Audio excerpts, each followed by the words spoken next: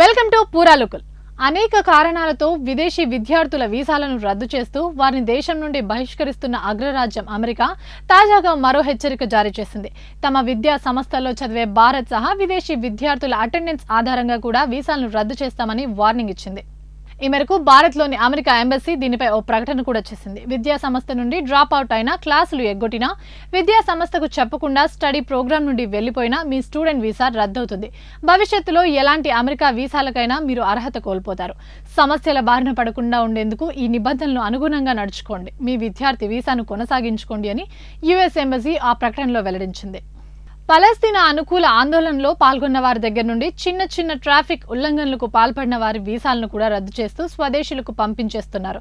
వీరిలో కొందరు భారతీయులు కూడా ఉన్నారు. దీనిపై ఆయా విద్యార్థులు న్యాయస్థానాలను ఆశ్రయిస్తున్నారు. ఆప్టికల్, ప్రాక్టికల్ ట్రైనింగ్ వీసాలపై ఉన్న విదేశీ విద్యార్థులకు కూడా ఇటీవల US immigration and customs enforcement హెచ్చరికలు జారీ చేసింది. ఓపీటీ ట్రైనింగ్ ను ప్రారంభించిన 90 రోజుల్లోగా ఉపాధిపై స్టేటస్ తెలియజేయాలని, లేదంటే చట్టబద్ధ హోదాను కోల్పోతారని హెచ్చరించింది. ఈ క్రమంలోనే తాజా ప్రకటన వెలువడంతో విదేశీ విద్యార్థుల్లో గందరగోళం నెలకొంది.